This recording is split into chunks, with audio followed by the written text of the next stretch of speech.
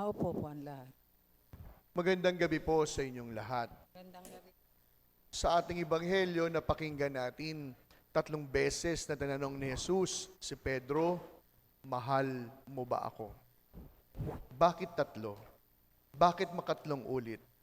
3 beses sapagkat ito rin ang bilang ng itinanggi ni Pedro ang Panginoon. Ngunit pansinin natin, hindi pinahiya ni Jesus si Pedro. Hindi isinumbat ang pagkakamali nito. Sa halip, ibinangon at ibinalik si Pedrong nagkasala, si Pedrong nakalimot. Oo, nagkamali si Pedro, natakot, nadapa, pero hindi sumuko si Jesus. Hindi isinuko ni Jesus ang kanyang pakikipagkaibigan kay Pedro. At ito po, mga minamahal kong mga kapatid, ang napakagandang mensahe habang papalapit tayo sa kapistahan ng Pentecostes. Ang Espiritu Santo ay hindi lamang para sa mga perpektong tao. Ito ay para po sa mga mahihina, ngunit handang magmahal at bumangon muli. Huwag po natin kakalimutan yon, ha? Ang Espiritu Santo, ibinibigay para sa mga mahihina pero handang magbago.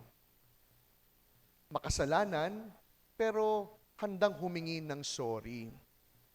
Minsan po kasi iniisip natin na ang kabalanan o ang kabanalan ay ang pagiging walang pagkakasala.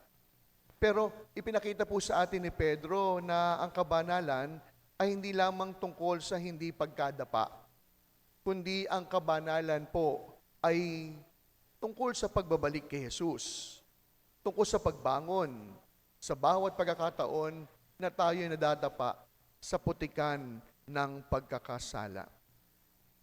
Hindi po tinanong ni Jesus si Pedrong, bakit ka mahina? Bakit mo ko itinanggi? Bakit ka natakot? Bagkus ang tanong ni Jesus, iniibig mo ba ako? Mahal mo ba ako? Dahil ang tunay na pagmamahal, laging umuuwi sa pagbibigay ng sarili.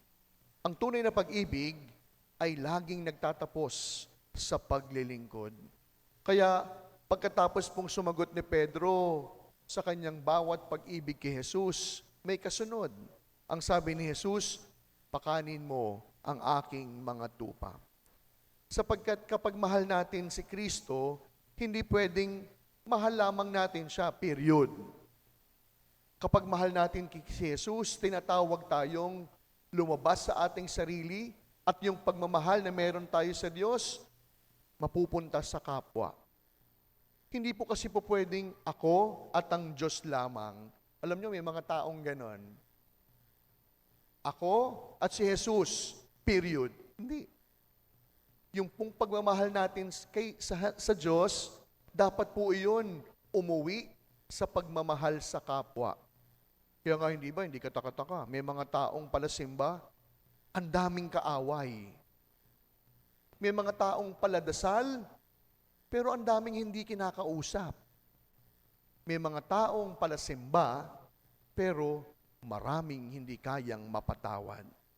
At ito po ang siyang paalala po sa atin. Ang pag-ibig natin kay Jesus ay dapat na umuuwi sa pag-ibig sa kapwa natin. Yung pag-ibig po na handang mag-alay ng sarili. Yung pag-ibig po na handang magpatawad. Yung pag-ibig po na handang ibigay ang lahat-lahat sa ngalan ng pagmamahal. Kaya nga po mga minamahal kong mga kapatid, ito po ang siyang ibinibigay sa ating panuntunan. Kapag sinabi nating mahal natin si Jesus, dapat handa rin tayo magmahal ng ating kawan. Pagka minsan po kasi, laman palagi ng simbahan, nakalimutan naman yung tahanan.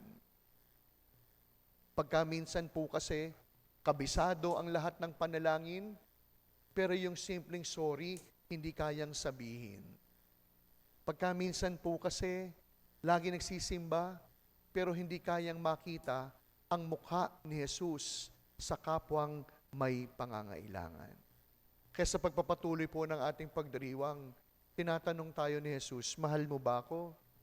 Madaling sabihin, opo Panginoon, pero wag natin kakalimutan, may kasunod iyon. Kung mahal mo ko, paglingkuran mo ang iyong kapwa. Kung mahal mo ko, paglingkuran ang mga taong malayo sa iyo. Kung mahal mo ko, patuloy na mahalin ang kapwa sa pamamagitan ko.